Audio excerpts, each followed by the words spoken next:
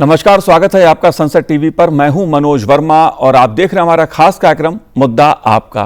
आज हम बात करेंगे 18वीं लोकसभा के पहले सत्र की। 18वीं लोकसभा का पहला सत्र 24 जून से शुरू हो रहा है, जो 3 जुलाई तक चलेगा। 18वीं लोकसभा का पहला सत्र क्यों महत्वपूर्ण है, इस कार्यक्रम में सत्र से संबंधित मुद्दों पर बात करेंगे। चर्चा करने के लिए 2 खास मेहमान मेरे साथ इस समय जुड़े हुए हैं। पूर्व राज्यसभा सांसद अनिल कुमार अग्रवाल जी हमारे साथ जुड़े हुए हैं। अनिल जी, आपका स्वागत है संसद टीवी पर। साथ ही हम बात करेंगे प्रोफेसर श्री प्रकाश सिंह जी से, जो निदेशक है साउथ कैंपस दिल्ली विश्वविद्यालय के। श्री प्रकाश जी पॉलिटिकल साइंस के प्रोफेसर भी हैं। श्री प्रकाश जी, आपका भी स्वागत है संसद टीवी पर। अनिल जी, शुरुआत मैं आपसे करूंगा। 18वीं लोकसभा का पहला सत्र 24 जून से शुरू हो रहा है। इस सत्र को आप कैसे देख रहे हैं? कामकाज के लिहाज से क्यों महत्वपूर्ण है यह सत्र? देखिए, तो पहला ये माननीय मोदी जी का तीसरा टर्म है और लोकसभा चुनाव के बाद का ये पहला सत्र है जो बहुत महत्वपूर्ण है। सरकार को अपना सदन में बहुमत भी साबित करना है, सभी संसद सदस्यों की शपथ भी होनी है। बहुत सारे नए सदस्य हैं जो पहली बार चुनकर आए हैं। बहुत सारे सदस्य ऐसे भी हैं जो दूसरे सदनों में विधानसभाओं से चुनकर आए हैं। उनके लिए ये एक प्रकार से नया एक्सपीरियंस होगा दिल्ली में आके काम करने का। तो ये एक बहुत महत्वपूर्ण है। सरकार की दशा और दिशा भी एक तरह से इसी सत्र में तय हो जाएगी कि किस प्रकार से ये गठबंधन की सरकार 5 साल चलेगी। तो मुझे लगता है माननीय प्रधानमंत्री जी का पहला अभिभाषण होगा, जो धन्यवाद प्रस्ताव के रूप में होगा जी। महामहिम राष्ट्रपति जी का भी अभिभाषण होगा। तो ये सारी की सारी चीजें हैं। उसके तुरंत बाद बजट भी आना है। तो सारी चीजें ऐसी हैं जो बहुत महत्वपूर्ण है और आने वाले 5 वर्ष सरकार के कार्यकाल की एक झलक भी इस संसद सत्र में देखने को मिलेगी जी। मुझे लगता है कि इसमें विपक्ष की भी भूमिका बहुत महत्वपूर्ण होने वाली है, क्योंकि 10 साल बाद विपक्ष की संख्या लोकसभा में बढ़ी है और इस बार ऑफिशियली नेता प्रतिपक्ष भी होगा। अभी तक तो नेता प्रतिपक्ष लायक संख्या नहीं थी किसी दल के पास जी। और पूरे अपोजिशन की भी देखी जाए तो उनका भी संख्या बढ़ी है। और मुझे लगता है कि वो पहले दिन से ही इस सत्र में अपना विरोध और हंगामा करने के मूड में हैं। जिस प्रकार प्रोटेम स्पीकर को लेकर ही आपत्ति दर्ज कराई गई है, तो ये उनके किस प्रकार से सदन चलाना चाहती है विपक्ष, उसकी एक झलक है जी। यद्यपि प्रोटेम स्पीकर के बारे में कभी इस प्रकार की आपत्ति नहीं सुनने को मिली, लेकिन इस बार वो भी सब हुआ है। लेकिन मुझे पूर्ण विश्वास है कि सरकार का जो अनुभव है, माननीय प्रधानमंत्री जी की जो कुशलता है, निश्चित रूप से इस देश को जो उनका लक्ष्य है कि 2047 तक विकसित भारत बनाने का, तो उसकी ओर हम एक कदम और आगे बढ़ेंगे। और देशवासियों को जो माननीय प्रधानमंत्री जी ने एक पूरा गाइडलाइन दी थी कि चुनाव में जाने से पहले सेक्रेटरीज को कि वो तैयारी रखें।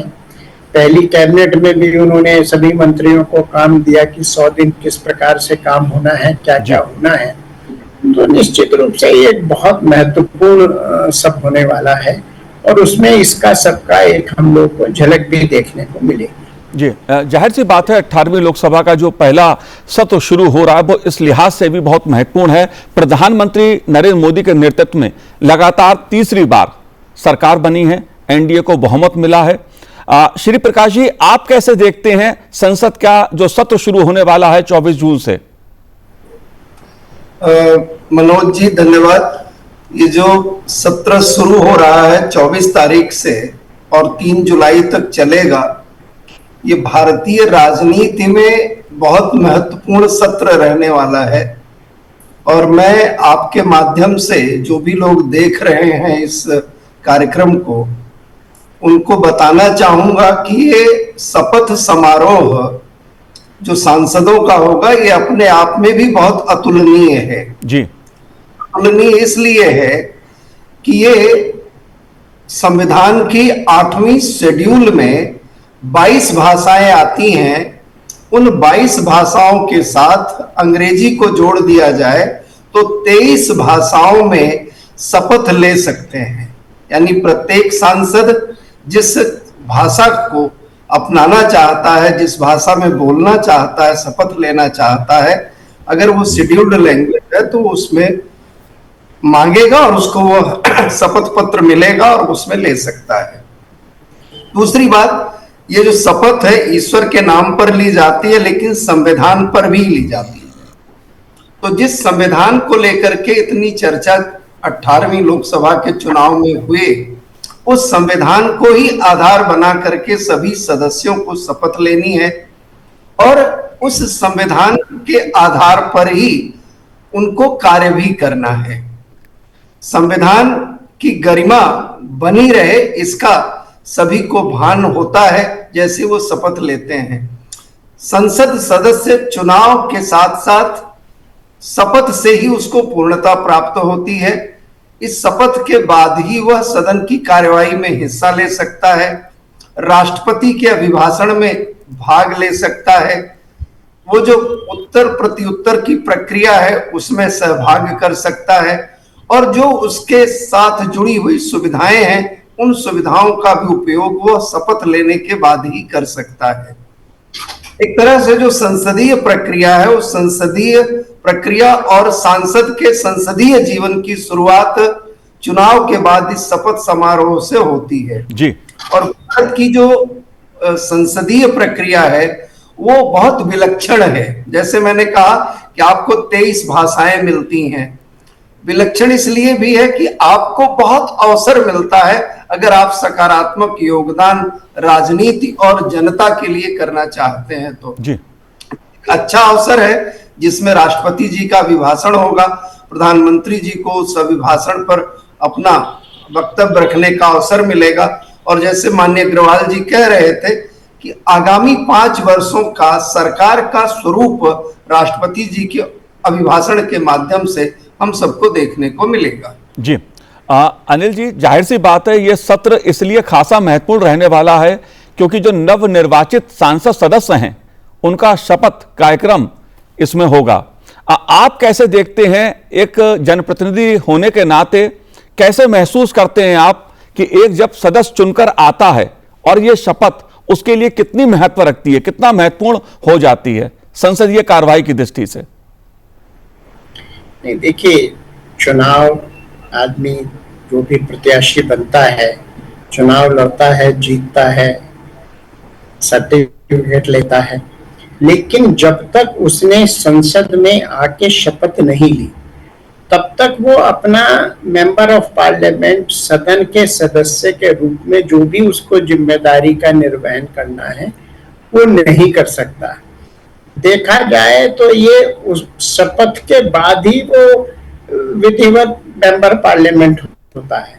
इस समय जो उसका डेजिग्नेशन है आज की तारीख में वो एमपी इलेक्ट जी, निर्वाचित, जब शपथ हो जाएगी तो वो पूर्णतः से उन अधिकारों का, उन कर्तव्यों के प्रति जिम्मेदार होगा और वो अपनी जिम्मेदारी अच्छे से निभाएगा। उससे पहले जब तक शपथ नहीं लेता कोई भी संसद सदस्य, वो अपनी जिम्मेदारी नहीं निर्वहन कर सकता। सबसे पहला काम सदन में आके अपनी शपथ कराना ताकि वो उस जिम्मेदारी को करना शुरू करे, काम करना आरंभ करे जी। तो शपथ के बाद ही उसका जो सदन के लिए विधिवत कार्यवाही है वो शुरू होती है। जी बिल्कुल। और इसमें लोकसभा अध्यक्ष के लिए चुनाव भी होना है। अनिल जी, वो प्रक्रिया क्या रहती है? देखिए, अभी जो अधिसूचना जारी हुई है उसमें अगर चुनाव हुआ तो वो 26 तारीख को होगा जी। 25 तारीख को वो नॉमिनेशन फाइल होगा और मुझे लगता है कि एनडीए का स्पष्ट बहुमत है तो विपक्ष इसमें चाहेगा नहीं कि वो अपनी फजीहत कराए, क्योंकि जो संख्या वो क्लेम कर रहे हैं 234 शायद उतनी भी ना हो पाए, क्योंकि बहुत सारे सदस्य ऐसे हैं जो शपथ नहीं ले पाएंगे, बहुत सारे सदस्य ऐसे हैं जो अपने नेताओं से या अपनी पार्टी में असंतुष्ट हैं, वो वॉकआउट भी कर सकते हैं, वो अब्सेंट भी रह सकते हैं, और एनडीए का बहुमत बड़ा स्पष्ट है। लेकिन हो सकता है कि विपक्ष ये सोचे कि साहब हमको सरकार को घेरना है तो चुनाव में भी जाए। लेकिन ये तय है कि जो भी एनडीए का उम्मीदवार होगा वो बहुत आसानी से इस चुनाव को जीत लेगा, उसमें कहीं कोई किसी प्रकार का संशय नहीं है। और जो मुझे उम्मीद है कि जो एनडीए का नंबर है उसमें कुछ संख्या बढ़ेगी, जो स्पीकर के वोट मिलने वाली संख्या होगी। जी बिल्कुल। भर्तृहरि मेहताब जी को जिम्मेदारी दी गई है, नियुक्त किया गया है उनको। आप कैसे देखते हैं उनके जीवन को, जो उनका संसदीय जीवन रहा है? नहीं, देखिए, वो इतने वरिष्ठ सांसद हैं, इतना उनका अनुभव है, और निश्चित रूप से जो वरिष्ठ होता है, जिसका अनुभव होता है, उसी को प्रोटेम स्पीकर बनाया जाता है। जिस प्रकार से विपक्ष ने उनके नाम पर छींटाकशी की है या आपत्ति की है, मुझे लगता है ये संसदीय व्यवस्था में उचित नहीं है। और आज से पहले इस प्रकार प्रोटेम स्पीकर के नाम को लेकर कभी भी इस प्रकार की कोई टिप्पणी नहीं हुई है। अच्छा होता सब लोग प्रोटेम स्पीकर साहब को उनके सदन तक इज्जत के साथ बैठाते और सब लोग उन पर विश्वास व्यक्त करते। ऐसे भी जो सदन का बहुमत है वो तो जब लोकसभा स्पीकर का चुनाव हो जाएगा उसी के अध्यक्षता में होगा। तो ये तो केवल शपथ, उस पर भी विपक्ष ने जिस प्रकार से आपत्ति की है या टिप्पणी की है, मुझे लगता है ये संसदीय व्यवस्था में उचित नहीं है जी। और बिल्कुल टिप्पणी इस बात को दर्शाती है कि आने वाले 5 साल में विपक्ष की भूमिका बहुत एग्रेसिव रहने वाली है। और अगर आप पिछला 1.5-2 साल भी देखें, जो पिछली लोकसभा का राज्यसभा का टर्म रहा है, उसमें भी अनावश्यक रूप से संसदीय कार्यवाही में बाधा डाली गई है। देश का करोड़ों रुपए बर्बाद होता है जो संसद सदस्य चुन के आते हैं। मैंने कई संसद सदस्यों से बात की और जब सदन की कार्यवाही इस प्रकार से नहीं चलती तो वो बड़ा परेशान होते हैं, क्योंकि वो अपनी जनता अपनी जहां से चुन के आए हैं वहां के बारे में प्रश्न करना चाहते हैं। उनको भी जाके क्षेत्र में जवाब देना होता है।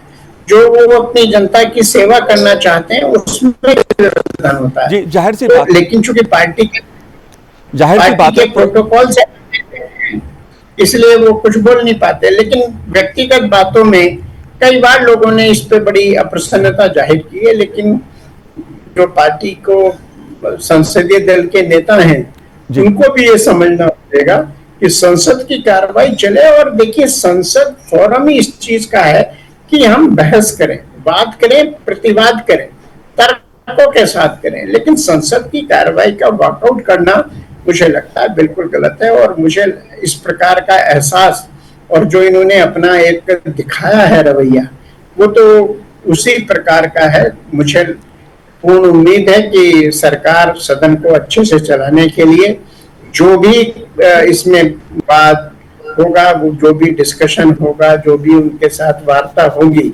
उसके सुखद परिणाम आए, ताकि भारत की जनता की लोकतांत्रिक व्यवस्था में आस्था बढ़े और लोकतंत्र भारत का और मजबूत हो। बिल्कुल।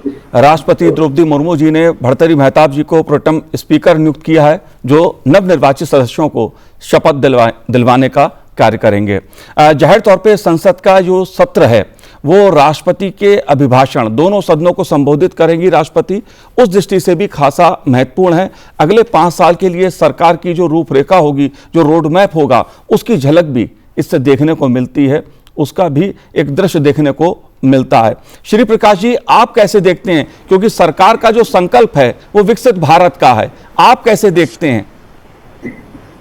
देखिए, सरकार आप ही के कार्यक्रम में जिस दिन गणना हो रही थी उस दिन मैंने कहा था कि मैंडेट इस तरह का है कि अगर कोई इस देश को स्थिर सरकार दे सकता है तो वो एनडीए का गठबंधन ही दे सकता है। और भारतीय जनता पार्टी की जितनी सीट हैं तो वो गठबंधन के केंद्र में होने के नाते वही नेतृत्व दे सकता है। तो मैं अपनी उस बात को पुनः दोहराता हूं कि भारत में वर्तमान राजनीति में अगर कोई अस्थाई सरकार दे सकता है तो एनडीए गठबंधन दे सकता है, और जिस तरह की उसकी गणना है सदन में, वो 5 साल तक स्थिर सरकार देने में सक्षम है। और मैं पूरे विश्वास के साथ कह रहा हूं कि 5 साल तक ये सरकार निर्बाध रूप से चलेगी। और जब मैं ये बात कह रहा हूं तो प्रतिपक्ष को सिर्फ आपके माध्यम से इतना कहना चाहूंगा कि उनकी 2004 की कांग्रेस की अपनी गणना, अपनी संख्या, सदस्य संख्या ध्यान करनी चाहिए, और 2009 का जो चुनाव हुआ उसमें उनकी सदस्य संख्या जो थी वो उनको ध्यान करना चाहिए।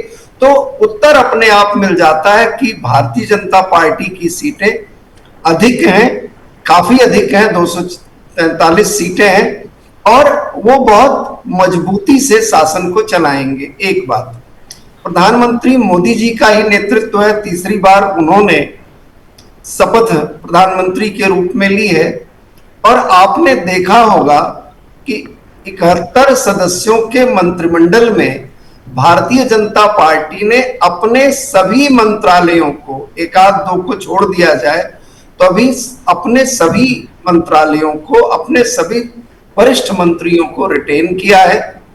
और जो विकास क्रम पिछले शासन काल में मोदी जी ने शुरू किया था, वो विकास क्रम आगे बढ़ेगा, कहीं कोई संशय नहीं है, क्योंकि अर्थव्यवस्था की स्थिति बहुत अच्छी है, और जिस तरह से शेयर मार्केट ने भी स्थिरता दिखाई है, आगे बढ़ा है, वो सब कुछ अगर ध्यान में देखा जाए तो सरकार बहुत स्थिर रूप से चलने वाली है, बहुत दृढ़ता से चलने वाली है, बहुत मजबूती से चलने वाली है। उसकी नीतियों में कहीं कोई दिक्कत नहीं दिखती है, ठहराव दिख रहा है। तो जो लक्ष्य 2047 का भारत के विकसित होने का प्रधानमंत्री जी ने रखा है, वो लक्ष्य अवश्यंभावी रूप से पूरा होगा। जी बिल्कुल, प्रधानमंत्री नरेंद्र मोदी जी के नेतृत्व में राष्ट्रीय जनतांत्रिक गठबंधन यानी एनडीए को स्पष्ट जनादेश सरकार चलाने के लिए लोकसभा चुनाव के दौरान मिला। अनिल जी, मैं आपसे भी जानना चाहूंगा इस मुद्दे को, क्योंकि राष्ट्रपति जी का जो अभिभाषण होता है, सदन के दोनों सदनों को जब वो संबोधित करती हैं, तो सरकार का जो कार्यक्रम होता है, आगे का जो रूपरेखा होती है, कामकाज के लिहाज से, मुद्दों के लिहाज से, विषयों के लिहाज से, वो बहुत महत्वपूर्ण रहती है। आप कैसे देखते हैं, क्योंकि बात विकसित भारत की है, प्रधानमंत्री जी ने अलग अलग मंचों से कहा है एक लक्ष्य है विकसित भारत। देखिए, एक तो एनडीए का जो अलायंस है वो प्री पोल अलायंस है, ऐसा नहीं कि चुनाव के नतीजों के बाद कहीं कोई जुड़ाव हुआ हो, तो इसलिए इसमें किसी को भी स्थिर सरकार में किसी भी प्रकार का कोई संशय होना ही नहीं चाहिए। जबकि इंडी गठबंधन में अगर देखा जाए तो उनकी संख्या तो 202 है, उसमें जैसे टीएमसी के वो संसद सदस्य जोड़ते हैं, वो तो आमने सामने लड़े। आप आम आदमी पार्टी और कांग्रेस पंजाब में आमने सामने लड़ी, और दिल्ली में भी कांग्रेस और आम आदमी पार्टी चुनाव के बाद अलग अलग हो गई। तो उनमें तो बहुत सारे गतिरोध हैं, वो तो केवल भानुमति का कुनबा था, और कोई उनका लक्ष्य नहीं है, कोई उनकी नीति नहीं है, कोई कॉमन मिनिमम प्रोग्राम नहीं है, तो उनके बारे में तो बात करने का कोई अर्थ नहीं है। एनडीए गठबंधन का जो 10 साल का ट्रैक रिकॉर्ड है वो दिखाता है कि जो माननीय प्रधानमंत्री जी संकल्प लेते हैं, जो सोचते हैं, वो करके दिखाते हैं। आज भारत की जो स्थिति है पूरी दुनिया में बहुत मजबूत हुई है। आज भारत एक ऐसे राष्ट्र के रूप में उभर के आया है जो दुनिया को एक मार्गदर्शन देता है, जो प्रॉब्लम सॉल्वर के रूप में आया है। कहीं कोई दुनिया में वो होता है तो लोग माननीय प्रधानमंत्री जी की बात को बहुत ध्यान से सुनते हैं। इकोनॉमिक फोरम पे जहां दुनिया के सभी देशों में प्रॉब्लम हुई है, भारत निरंतर अपनी जो जीडीपी है और जो आर्थिक प्रगति है उसमें बहुत तेजी से आगे बढ़ रहा है। और जो माननीय प्रधानमंत्री जी का संकल्प है कि इस टर्म में हमको विश्व की तीसरी बड़ी अर्थव्यवस्था होना है जी, उस ओर हम लोग चले हैं। और मुझे लगता है कोई भी देशभक्त वो निश्चित रूप से चाहेगा कि भारत जो है वो दुनिया की तीसरी बड़ी अर्थव्यवस्था जल्द से जल्द बने, 2047 तक भारत विकसित राष्ट्र बने, इसमें कहीं कोई दोहराई हो ही नहीं सकती। कोई व्यक्ति अगर अपने पर्सनल एजेंडे को ऊपर रखता है, उसे दुनिया और भारत की जनता बिल्कुल नकार देगी। कुछ इंडी गठबंधन के लोग अपनी बढ़ी हुई सीटों से प्रसन्न जरूर हो सकते हैं, लेकिन आप देखिए वो कहीं भी ठहरते नहीं है इंडी गठबंधन के लोग बीजेपी और एनडीए के सामने। पूरा इंडी गठबंधन की भी अगर आप नंबर देखें तो बीजेपी इंडिविजुअल से भी कम है ना। आप देखिए माननीय प्रधानमंत्री जी इन सब चीजों से विचलित हुए बिना देश को आगे बढ़ा रहे हैं, और माननीय राष्ट्रपति महोदय का जो अभिभाषण होगा जी, उसका पूरी दुनिया में और देश में स्वागत किया जाएगा। और ये एक ऐसा अभिभाषण होगा, ऐतिहासिक होगा, जो भारत को आर्थिक सामाजिक रूप से बहुत आगे लेके जाएगा। भारत जिस प्रकार से बढ़ रहा है ये हर भारतीय के लिए गर्व का विषय है। और माननीय प्रधानमंत्री जी ने जो सारी योजनाएं शुरू की थी, जैसे मेक इन इंडिया प्रोग्राम था, धीरे धीरे उसके सुखद परिणाम आने लगे हैं। माननीय प्रधानमंत्री जी ने जिस प्रकार से आज कुछ भी करते हैं, टेक्नोलॉजी ट्रांसफर कराते हैं, उसका सुखद परिणाम आना है। आज इंफ्रास्ट्रक्चर किस प्रकार से दुनिया में भारत का जो हुआ है वो एक एग्जाम्पल हो गया है। Medical college, engineering college, universities, airport, हर तरफ भारत बहुत तेजी से आगे बढ़ रहा है, और आगे और तेजी से बढ़े वो राष्ट्रपति महोदय के अभिभाषण में परिलक्षित होगा। जी अनिल जी, मैं आपसे ये भी जानना चाहूंगा क्योंकि संसद का सत्र 24 जून से शुरू हो रहा है। जाहिर तौर पर इस पे मुद्दों को लेकर भी नजरें लगी रहेंगी पूरे देश की। आप कैसे देखते हैं कार्रवाई की दृष्टि से, क्योंकि सदन में, दोनों ही सदनों में अगर देखा जाए, अगर आप इंडी गठबंधन की बात कर रहे हैं तो इंडिया गठबंधन जो है, जो बीजेपी है, उसको दोनों ही सदनों में इस समय उसकी शक्ति अधिक है। आप कैसे देखते हैं कामकाज के लिहाज से, क्योंकि सदन में मुद्दों पर चर्चा हो, इस बात पर राज्यसभा के सभापति जगदीप धनखड़ जी लगातार जोर देते रहे हैं, लोकसभा अध्यक्ष जी भी जोर देते रहे हैं। आप कैसे देखते हैं सदन की कार्रवाई के? नहीं, देखिए, जहां तक राज्यसभा का प्रश्न है तो राज्यसभा में एनडीए की स्थिति पहले से बेहतर हुई है, और आने वाले समय में बहुत जल्दी, मुझे लगता है 3 माह में एनडीए की स्थिति राज्यसभा में और बेहतर हो जाएगी, और एनडीए गठबंधन जो है वो पूर्ण बहुमत में होगा। इसी प्रकार से लोकसभा में एनडीए गठबंधन पूर्ण बहुमत में है। विपक्ष की संख्या लोकसभा में बड़ी जरूर है, लेकिन लोकतांत्रिक व्यवस्था में जिसके पास स्पष्ट बहुमत है उसी की सरकार है, और स्पष्ट बहुमत के साथ सरकारों को काम करने में कोई दिक्कत नहीं होती, बोल्ड डिसीजन लेने में कोई दिक्कत नहीं होती। पिछली 2 सरकारें भी देखिए जो 14-19 में माननीय मोदी जी के नेतृत्व में चली हैं, भारतीय जनता पार्टी को भले ही स्पष्ट बहुमत था, लेकिन माननीय प्रधानमंत्री जी ने एनडीए गठबंधन के साथियों को पूरा सम्मान दिया है, और उन्होंने हमेशा कहा है एनडीए सरकार, कभी भाजपा सरकार नहीं कहा, और किस प्रकार से सब साथियों का सम्मान करना है। अब देखिए मीडिया में जब मंत्रिमंडल की शपथ होनी थी उससे पहले किस प्रकार की बहुत सारी खबरें प्लांट कर दी, पता नहीं कहां से। बहुत कंफर्टेबली सबकी शपथ हुई, फिर अगले दिन जब शपथ हो गई तो पूरे दिन चलता रहा, साहब किसको क्या विभाग मिलेगा, उस पर बड़ी चर्चा है, दुनिया भर की खबरें। आराम से 24 घंटे के अंदर अंदर सभी विभागों का बंटवारा कर दिया गया, और सभी मंत्रियों ने बहुत निष्ठा के साथ, बहुत मेहनत के साथ अपना अपना काम करना शुरू कर दिया है जी। और सभी के सामने एक ही लक्ष्य है, 2047 तक विकसित राष्ट्र। और जिन लोगों के लक्ष्य बड़े होते हैं वो अफवाहों पे ध्यान नहीं करते, वो चुपचाप निष्ठा के साथ अपना काम करते हैं, और जब काम होगा, रिजल्ट आएंगे, तो देश की जनता अपने आप माननीय मोदी जी को और अधिक आशीर्वाद देगी।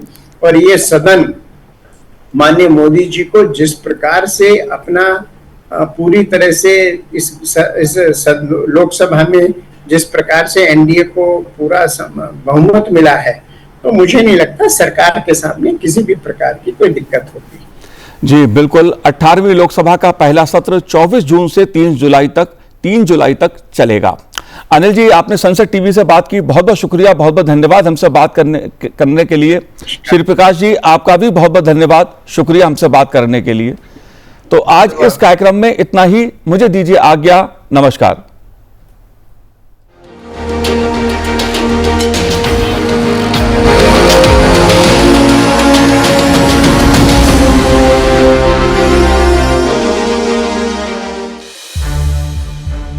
संसद टीवी के और भी प्रोग्राम्स देखने के लिए सब्सक्राइब करें हमारा YouTube चैनल और हाँ, इन्हें लाइक और शेयर करना ना भूलें।